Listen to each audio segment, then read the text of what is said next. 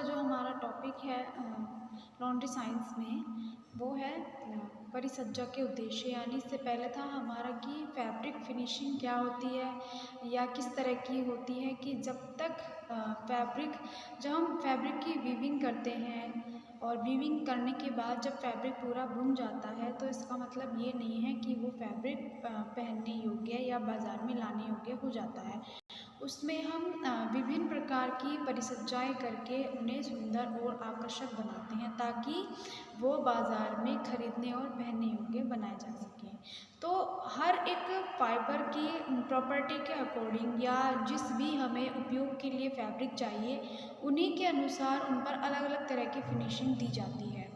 तो अब है हमारा परिसज्जा के उद्देश्य यानी कि एम्स ऑफ फिनिशिंग की जो हम परिसज्जा करते हैं उनका क्या उद्देश्य होता है, किन उद्देश्यों को ध्यान में रखते हैं हम परिसज्जा करते हैं। पहला है वस्त्र के बाह्य स्वरूप को सुधारना व आकर्षक बनाना यानी कि to increase the beauty and enhance appearance of fabric की जो फैब्रिक हम बुनते हैं उसको इस तरीके से उस पर फिनिशिंग देना कि जो उसका बाह्य स्वरूप होता है यानी कि जो उसकी बाह्य सरफेस कह सकते हो उसको सुधारना। यानी कि जैसे कि मान लीजिए फॉर एग्जांपल आपने किसी भी फैब्रिक की वीविंग की है तो उस वीविंग को हमें एक समान लाना है। यानी क्योंकि जब हम वस्त्र को बुनते हैं तो कई बार क्या होता है कि इसकी जो सैल्वेज होती हैं वो क्या होती है कि वो सीधी नहीं होती, टेढ़ी मेढ़ी हो जाती हैं उनको। तो यानी जैसे उन सैल्वेज को सुधारना है, उनको सीधा करना, उसके सरफेस को अच्छा बनाना और आकर्षक बनाना। तो वस्त्र को बुनने के बाद या मशीनों के बाद इन पर दाग धब्बे लग जाते हैं जिससे इनका बाह्य स्वरूप क्या होता है कि वो भद्दा और अनाकर्षक दिखता है। वस्त्र पर से ये दाग धब्बे छुड़ाना आवश्यक हो जाता है। इसके लिए इन्हें ब्लीच या अन्य पदार्थों से छुड़ाया जाता है। रोए व फुज्जीदार सतह को काटकर ब्रश से झाड़ दिया जाता है और ताकि जो सतह है उसकी सतह को चिकनी और स्वच्छ और कोमल बनाई जा सके। तो इस प्रकार परिसज्जा द्वारा वस्त्र के बाह्य स्वरूप को सुंदर व आकर्षक बनाया जाता है। अगर मान लीजिए क्योंकि जब हमारा फैब्रिक बनाते हैं तो वो बहुत सारी मशीनों में से होकर के गुजरते हैं। कई बार उन पे फिनिशिंग के दौरान भी कई बार ऐसा होता है कि या वीविंग के दौरान क्या होता है कि उनमें दाग लग जाते हैं जब वो रोलर से होकर गुजरते हैं या वीविंग की प्रोसेस के दौरान उन पर अलग अलग तरह के स्टेन लग जाते हैं। कई बार ऑयल का स्टेन लग जाता है। तो क्या होता है कि इन स्टेन को रिमूव करना या फिर उन जैसे मान लीजिए आपने कोई फैब्रिक शुरुआत किया यानी मैन्युफैक्चरिंग हो रही है उस फैब्रिक की, तो उसमें मशीनों के दौरान क्या होता है उसमें कहीं ना कहीं वाइट फैब्रिक है तो कहीं ना कहीं पीला पड़ने लगता है या दाग लगने लगते हैं। इन चीज़ों को ब्लीच से छुड़ाना, तो उन पे ब्लीचिंग की प्रोसेस का यूज़ करना या फिर जो क्या होता है कि कई बार जो फैब्रिक की सरफेस होती है यानी जो सतह होती है उस पर रोए होने लगते हैं तो उन रोए को हटाना। तो उन रोए को हटाने के बाद भी अगर मान लीजिए किसी फैब्रिक पर रोए है तो रोए हटाना ही काफ़ी नहीं होता, फिर उन पे ब्रशिंग की भी प्रोसेस की जाती है यानी ब्रशिंग की फिनिशिंग दी जाती है। उसमें 2 रोलर्स पर ब्रश लगे होते हैं। जब फैब्रिक उन रोलर से होकर के गुजरता है तो क्या होता है कि वे जो उसके रोए होते हैं वो ब्रश उन रोए को हटाते चले जाते हैं। तो जिससे क्या होता है कि हमारा जो फैब्रिक है वो एक तो साफ़ हो जाता है, जो उसकी सरफेस है वो चिकनी हो जाती है और बहुत कोमल होने लगता है। तो इस प्रकार परिसज्जा के द्वारा वस्त्र का जो बाह्य स्वरूप होता है यानी जिसे हम देखते हैं स्पर्श करते हैं तो उसको सुंदर और आकर्षक बनाया जाता है। इसलिए हम फिनिशिंग करते हैं ताकि जो फैब्रिक है वो देखने में सुंदर और अट्रैक्टिव या आकर्षक लगे। फिर आता है कि वस्त्र में विभिन्नता लाना। वस्त्र में विभिन्नता लाने से मतलब है कि विभिन्न वर्ग के रेशों के धागे से बुनकर जब वस्त्र तैयार होते हैं तो एक जैसे दिखते हैं। यानी कि देखिए अगर क्योंकि देखिए हर कैटेगरी का फाइबर होता है, कोई प्रोटीन फाइबर होता है, कोई एनिमल फाइबर होता है, वेजिटेबल फाइबर होता है, कुछ आर्टिफिशियल फाइबर्स होते हैं।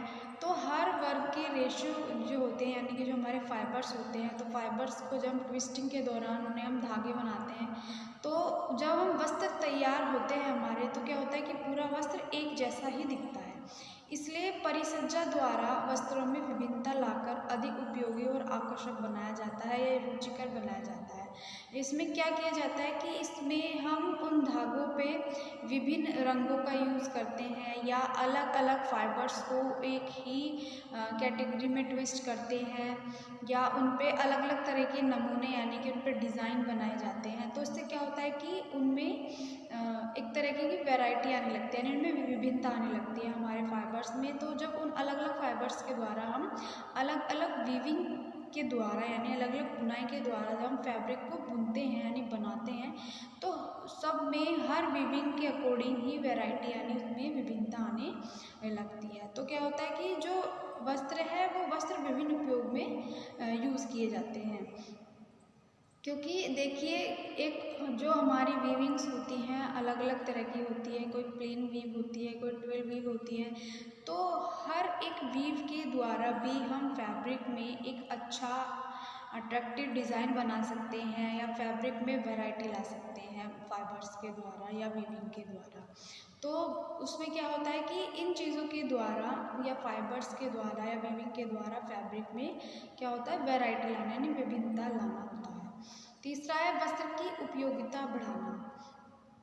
वस्त्र को मजबूत, टिकाऊ, सुंदर, कोमल, चिकना या वस्त्र में ताजगी लाने के लिए वस्त्र में विभिन्न प्रकार की परिसज्जाएं की जाती है जिससे वस्त्र की कार्यक्षमता व उपयोगिता में वृद्धि हो जाती है। वस्त्र की खरीदारी किसी न किसी प्रयोजन के लिए की जाती है जिससे जैसे कि फॉर एग्जांपल बच्चों की ड्रेस है, कुशन कवर है, टेबल क्लॉथ है, अपॉलिस्ट्री है, पर्दे हैं आदि। यानी कि जिस भी मान लीजिए हमने किसी भी उपयोग के लिए अगर हमें फैब्रिक को बनाना है तो हमें उस जब हम फैब्रिक को बनाते हैं तो उसमें उस प्रयोजन कह सकते हो कि या उस उपयोगिता को ध्यान में रखकर ही हम वस्त्र को बनाते हैं या बुनते हैं। क्योंकि देखिए हर एक वस्त्र की उपयोगिता अलग अलग होती है, उसी के अकॉर्डिंग उसका जो ड्यूरेबिलिटी है या जो उसका टिकाऊपन है या उसकी स्ट्रेंथ है या जो उसकी सॉफ्टनेस है उन्हीं चीज़ों को उसमें ध्यान में रखते हुए बनाया जाता है। तो उसकी जो भी हम उपयोगिता ले रहे हैं जैसे कि मान लीजिए हमें कुशन कवर बनाना है या हमें टेबल क्लॉथ बनाने हैं या पर्दे बनाने हैं तो हर एक चीज़ का जो फैब्रिक होता है वो हर एक चीज़ का अलग अलग होता है। तो हमें वस्त्र की उपयोगिता बढ़ानी होती है यानी कि हमें जिस भी उपयोग में हमें वस्त्र लेना है उसी के अकॉर्डिंग हम उसको बनाते चले जाते हैं। तो इससे क्या होता है कि जो वस्त्र की कार्यक्षमता है या उसकी उपयोगिता में वृद्धि होने लगती है यानी जितनी भी उपयोग के लिए हम फैब्रिक्स को बना रहे हैं उतनी उनमें वैरायटी आने लगती है। फिर आता है वस्त्र की कार्यक्षमता व गुणात्मकता में वृद्धि।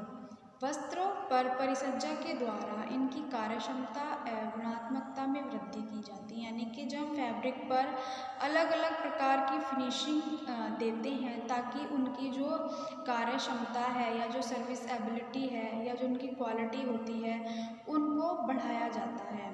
क्योंकि देखिए जो फैब्रिक है फैब्रिक पर जो हमारी फिनिशिंग होती है ज़रूरी नहीं कि जो फिनिशिंग हम एक फैब्रिक पर कर रहे हैं वो ज़रूरी सभी फैब्रिक्स पर हो। क्योंकि जो फिनिशिंग होती है वो भी वस्त्र की कार्यक्षमता या उपयोगिता के अनुसार ही हर एक फैब्रिक पे अलग अलग प्रकार की फिनिशिंग यूज़ की जाती है। जिस चीज़ के लिए हमें फिनिशिंग करनी है उसी उद्देश्य को ध्यान में रखते हुए हम उसकी फिनिशिंग करते हैं। तो जैसे कि हमने मान लीजिए अगर फायरमैन का वस्त्र बनाना है तो उसमें क्या करेंगे हम अग्नि अभेद की परिसज्जा दी जाती है उसमें यानी कि आग से बचाव के लिए उसमें परिसज्जा दी जाती है। या जैसे कि जल से बचाव के लिए क्या होती है जल अभेद वस्त्र बनाया जाता है यानी वाटरप्रूफ फैब्रिक बनाया जाता है। तो हर एक उद्देश्य के लिए हर एक वस्त्र की जो कार्यक्षमता होती है उसको बढ़ाया जाता है यानी इसमें वृद्धि की जाती है। क्योंकि ज़रूरी नहीं है कि एक फिनिशिंग हर एक फैब्रिक पर यूज़ की जा सके। तो ये भी जो फिनिशिंग होती है वस्त्र की उपयोगिता के अनुसार ही अलग अलग वस्त्र पर अलग अलग प्रकार की फिनिशिंग दी जाती है। कुछ फिनिशिंग कीड़े या जीवाणु या सूर्य के प्रकाश आदि से बचाव के लिए कई प्रकार की परिसज्जाएं दी जाती हैं, जिसमें क्या होता है कि जिसमें वस्त्र की गुणात्मक व कार्य क्षमता में वृद्धि की जाती है। यानी हर एक उद्देश्य के लिए हर एक फैब्रिक पर अलग अलग प्रकार की फिनिशिंग दी जाती है। हालांकि कुछ जो हमारी फिनिशिंग होती हैं, कुछ हमारी बेसिक फिनिशिंग होती हैं जो हम हर प्रकार के वस्त्र पर देते हैं। जैसे फॉर एग्जांपल कैलेंडरिंग की प्रोसेस है, हर एक वस्त्र पर दी जाती है। यानी जब हम बड़े लेवल पर गारमेंट मैन्युफैक्चर करते हैं तो हर एक फैब्रिक पर कैलेंडरिंग, ज़्यादातर फैब्रिक्स पर कैलेंडरिंग की प्रोसेस की जाती है, जिसमें 2 रोलर्स होते हैं और उन रोलर्स को गर्म किया जाता है और जो हमारा बड़ा फैब्रिक होता है उस फैब्रिक को उन रोलर्स के बीच से निकाला जाता है, ताकि जो फैब्रिक है, देखिए क्योंकि जब हम फैब्रिक की मैन्युफैक्चरिंग करते हैं तो बहुत सारी चीज़ों से मशीनों से होकर के निकलता है, जिसमें उसमें श्रिंकेज भी आती है, स्टेन भी लगते हैं, तो उन्हीं के अकॉर्डिंग उनको स्टेन्स को रिमूव किया जाता है, पीलेपन को दूर किया जाता है। तो इसी तरह कैलेंडरिंग में क्या होता है कि उसमें रोलर्स के बीच से निकाल करके जो हमारा फैब्रिक है, फैब्रिक पर एक तरह की प्रेस की जाती है, यानी उसकी सरफेस को एक समान और चिकना बनाया जाता है ताकि वो अच्छा और अट्रैक्टिव लगे। तो ये हमारी कुछ बेसिक सी फिनिशिंग होती है जो अधिकतर हर फैब्रिक पर यूज़ की जाती है, या जिस पर मान लीजिए रोए काटनी है, बहुत से फैब्रिक्स पर रोए आ जाते हैं तो उन रोए को साफ़ करना या ब्रशिंग का यूज़ करना, तो ये कुछ बेसिक फिनिशिंग होती है जो अधिकतर हर फैब्रिक पर यूज़ की जाती है। फिर आता है वस्त्र का रख रखाव सरल करना। एक उद्देश्य हमारा ये भी होता है फिनिशिंग का कि हम वस्त्र पर इस तरह की परिसज्जा करें कि जो उसका रख रखाव है, यानी जो उसकी मेंटेनेंस है वो बहुत सिंपल हो। तो परिसज्जा द्वारा वस्त्र को इस प्रकार से परिष्कृत कर उपभोक्ता के सामने पेश किया जाता है ताकि कम समय, शक्ति व कम मेहनत में ताज़ा, नवीन व सुंदर वस्त्र बना रहे। इसी प्रकार जैसे कि हीट सेट के द्वारा वस्त्रों पर स्थायी प्रेस की जाती है, यानी कि जो हीट सेट प्रोसेसिंग होती है उसके द्वारा कुछ वस्त्रों पर स्थायी प्रेस की जाती है ताकि बार बार प्रेस करने की आवश्यकता ना पड़े। तो जो हमारी फिनिशिंग होती है, फिनिशिंग का उद्देश्य ये होता है कि जो उसकी रख रखाव है फैब्रिक की वो भी सिंपल और साधारण हो सके। तो फिनिशिंग के हमारे कुछ उद्देश्य होते हैं फैब्रिक फिनिशिंग के, कि जिन उद्देश्य की पूर्ति के द्वारा, यानी उन उद्देश्य की पूर्ति करनी होती है, तभी हमारे फिनिशिंग का हमारे फैब्रिक्स पर कुछ फ़ायदा होता है। तो हर एक फैब्रिक पर अलग अलग प्रकार की फिनिशिंग दी जाती है। कुछ के लिए कुछ बेसिक फिनिशिंग होती है, या मान लीजिए कुछ हमारी जो फिनिशिंग होती है वो वस्त्र को अच्छा और अट्रैक्टिव दिखाने के लिए भी की जाती है। लास्ट इसमें वस्त्र को कड़ा करना तथा वजन बढ़ाना। बुनाई प्रक्रिया के पश्चात वस्त्र सामने आते हैं, यानी कि जब हमारी वीविंग प्रोसेस पूरी हो जाती है वस्त्र बुनने की प्रक्रिया, तो जब वो वस्त्र हमारे सामने आते हैं तो वो वस्त्र ढीले ढाले होते हैं, लिजे होते हैं, तो इनका आकार भी अस्थिर होता है या टेढ़ा मेढ़ा रहता है।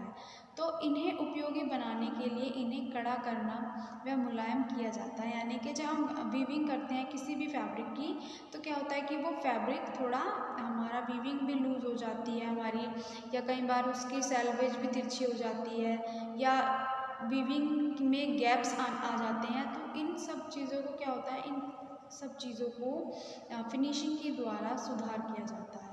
तो उन्हें उपयोगी बनाने के लिए कई बार कड़ा किया जाता है, यानी कि इनमें क्या करते हैं, कड़ापन लाने के लिए इनमें स्टार्च का यूज़ करते हैं, मांड का यूज़ करते हैं, इनमें भी हम गोंद, अरारोट आदि का यूज़ किया जाता है। तो लेकिन ये जो वस्त्र हैं ये कड़े होते हैं और इन्हें मुलायम करने की आवश्यकता भी होती है, क्योंकि जब हम स्टार्च का यूज़ करते हैं तो कई बार जो वस्त्र है हमारा वो ज़्यादा कड़ा हो जाता है, तो इनका कड़ापन कम करने के लिए इन्हें मुलायम किया जाता है, यानी मुलायम करने की आवश्यकता होती है। इसके लिए हम क्या करते हैं, इसके लिए हम मुलायम करने के लिए भी इनकी सरफेस पे चमक लाने के लिए इन पर हम ग्लिसरीन, मोम या पैराफिन आदि को लगाया जाता है, जिससे कि ये कड़ेपन के साथ साथ जो फैब्रिक है वो मुलायम भी हो जाए। तो हर एक जो फैब्रिक है, फैब्रिक पर अलग अलग प्रकार की परिसज्जा दी जाती है। कुछ परिसज्जाएँ हमारे फैब्रिक को सुंदर और अट्रैक्टिव बनाने के लिए की जाती है, जैसे कि फॉर एग्ज़ाम्पल जैसे कि हर एक फैब्रिक पर प्रिंटिंग की जाती है या डाई की जाती है। तो ये भी एक तरह की हमारी फिनिशिंग हो गई, जिसमें हम फैब्रिक को सुंदर और अट्रैक्टिव बनाने के लिए इन फिनिशिंग का यूज़ करते हैं। तो जो ये टॉपिक है हमारा कि जो हमारे एम्स हैं फिनिशिंग के, ये यहाँ पे कंप्लीट हो गए हैं। मैं आपको इससे आगे का टॉपिक नेक्स्ट वीडियो में